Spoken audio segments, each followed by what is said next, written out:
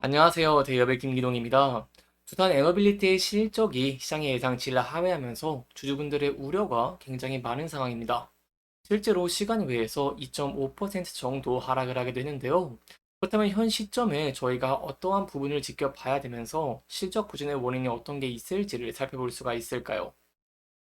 뜨거운 감자로 부상했던 합병 이슈가 다시 한번 부각되면서 엇갈린 의견들이 표출되고 있는 가운데 실적과 합병에 관련된 내용들 함께 파헤쳐 보도록 하겠습니다. 일단 이번에 3분기 실적 함께 살펴보도록 할 텐데요. 일단 시장의 컨센서스는 굉장히 높은 상황이었습니다. 바로 매출은 4조 원, 영업이익은 2,900억 원대, 순이익은 1,930억 원을 기록할 것으로 시장에서는 기대를 하고 있었습니다. 하지만 실질적인 실적을 함께 살펴보면은요, 매출은 3조 4천억 원대로 저는 동기 대비 18.2% 감소를 하기도 했고, 영업이익은 1,147억 원을 기록하면서 63% 감소를 했습니다.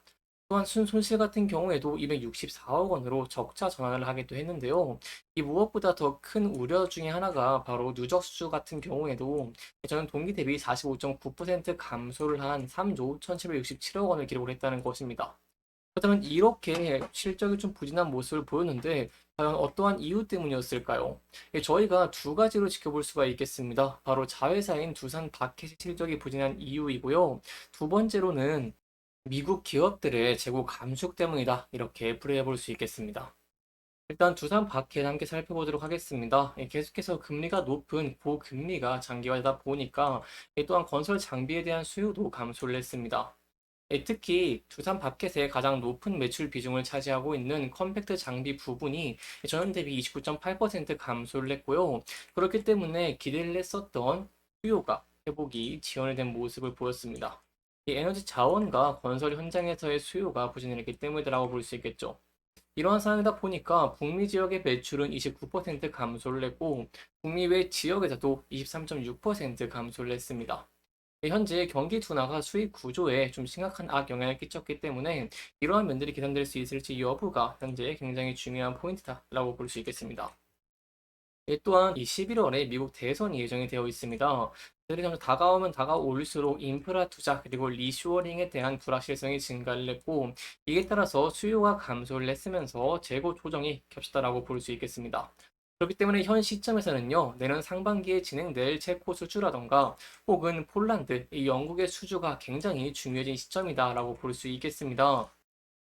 현재 체코 수주 같은 경우에는 사실상 이제 한국이 확정이다라는 여론들이 굉장히 많기 때문에 실질적으로 체코 수주를 한국이 받으면서 두산 에너빌리티가 극복으로 실적 성장을 할 수 있을지 함께 지켜보시는 게 중요할 것 같고요. 그 이후에 폴란드와 영국도 제가 계속해서 여러분들에게 중요한 내용들 전달드리도록 하겠습니다.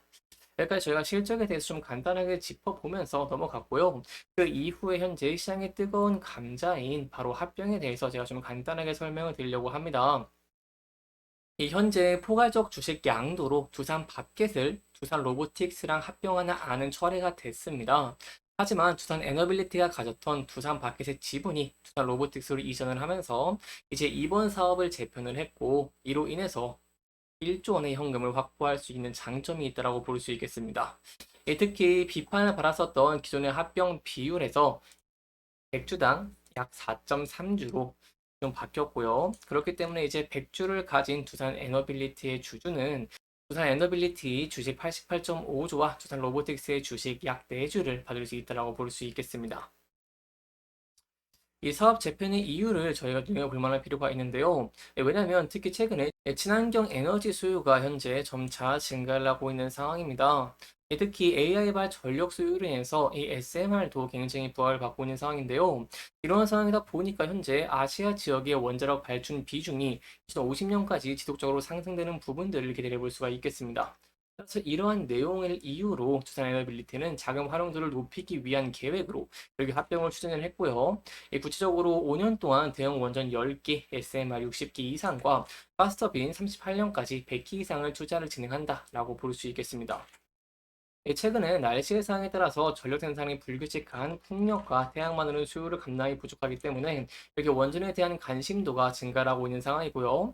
원자력을 이용을 하면 최대 전력 가동 시간이 93% 이상 증가를 하기도 하고 이 화석 연료 2배, 풍력과 태양광 3배 높은 수준이기 때문에 여기에 대한 기대감이 현재 공존해 있는 상황이라고 볼 수 있겠습니다.